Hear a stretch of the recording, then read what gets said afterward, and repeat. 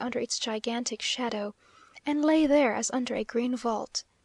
We saw today, near another solitary old church, one of the Indian oven baths, the temazcallis, built of bricks, in which there is neither alteration nor improvement since their first invention, heaven alone knows in what century. 9th. We rode last evening to another estate belonging to this family, called San Mateo, one of the prettiest places on a small scale we have seen here. The road, or rather path, led us through fields covered with the greatest profusion of bright yellow sunflowers and scarlet dahlias, so tall that they came up to our horses' ears.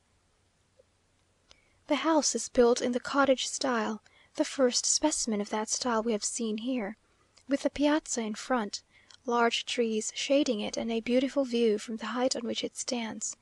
It has rather an English than a Spanish look. No one lives there but the agent and his wife, and a fierce dog. 11th. This morning we rose at 5, mounted our horses, and accompanied by Señor E , together with the administrador and the old gardener, set off to take our last long ride from San Xavier, for this evening we return to Mexico. The morning was fine and fresh, the very morning for a gallop, and the country looked beautiful. We rode first to the Lecheria, where Generals Bustamante and Paredes had their last eventful conference, having passed on our way various old churches and villages, and another hacienda, also belonging to this family, whose estates seem countless.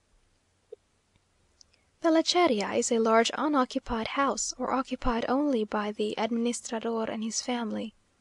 It is a fine building, and its courtyard within is filled with flowers, but having neither garden nor trees near it, seems rather lonely, and must have been startled to find itself the rendezvous of contending chieftains.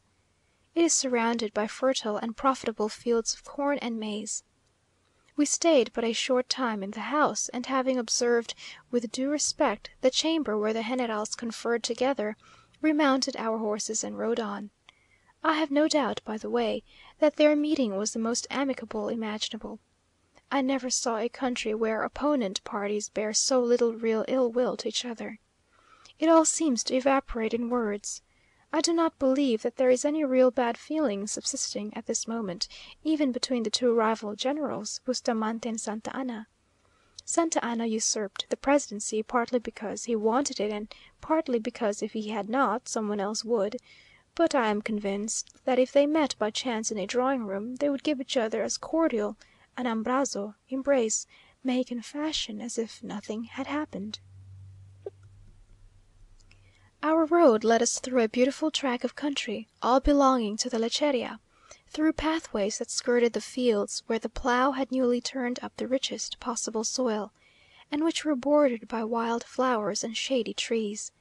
For miles our path lay through a thick carpeting of the most beautiful wild flowers imaginable, bright scarlet dahlias, gaudy sunflowers, together with purple and lilac and pale straw-coloured blossoms, to all which the gardener gave but the general name of mirasoles (sunflower).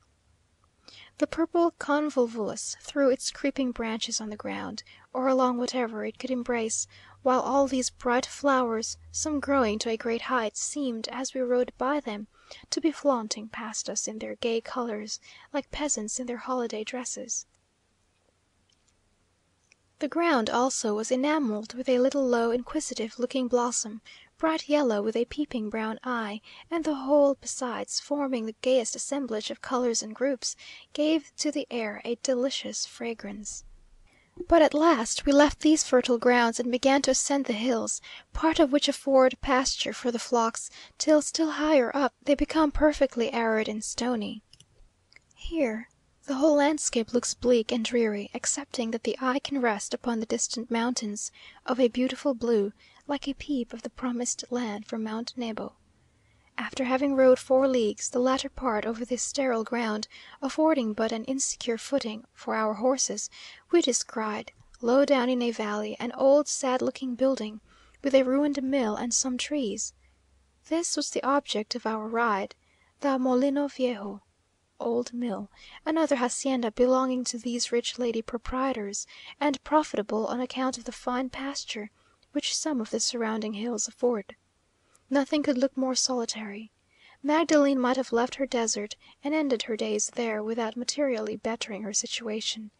The only sign of life is a stream that runs round a very productive small orchard in front of the house, while on a hill behind are a few maguey plants, and on the mirador, in front of the house, some creepers have been trained with a good deal of taste.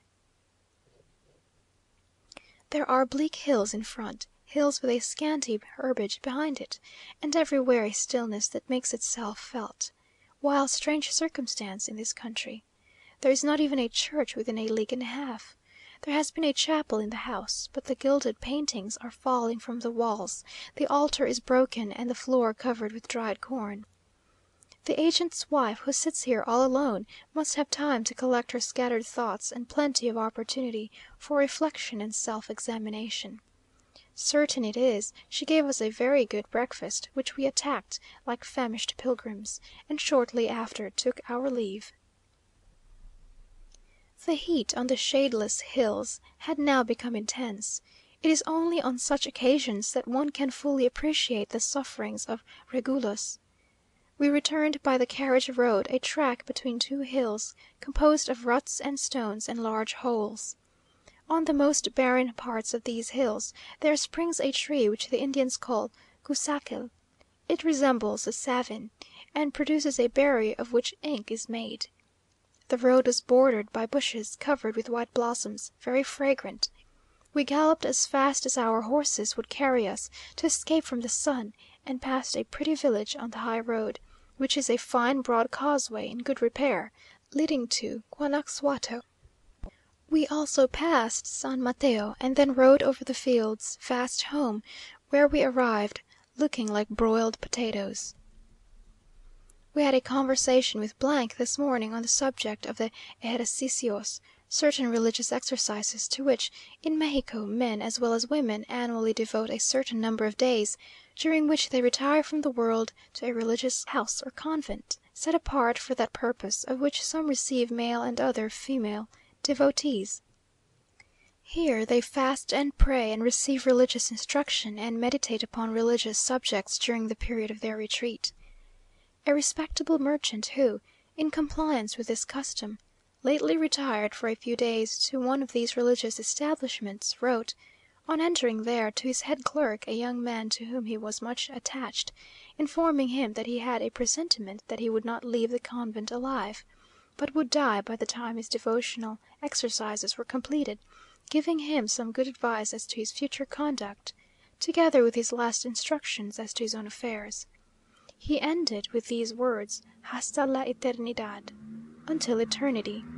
The latter produced a strong effect on the mind of the young man, but still more, when the merchant died at the end of a few days, as he had predicted, and was carried from the convent to his grave.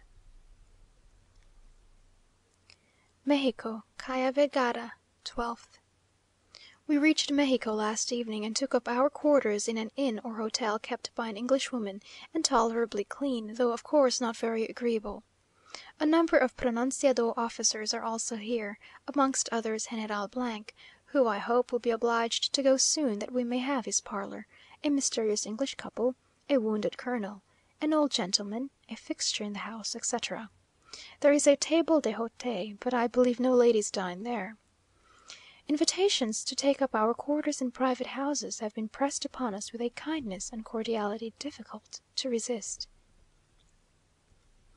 Though politics are the only topic of interest at present, I think you will care little for having an account of the Junta of Representatives, or of the elections, with their chiefly military members.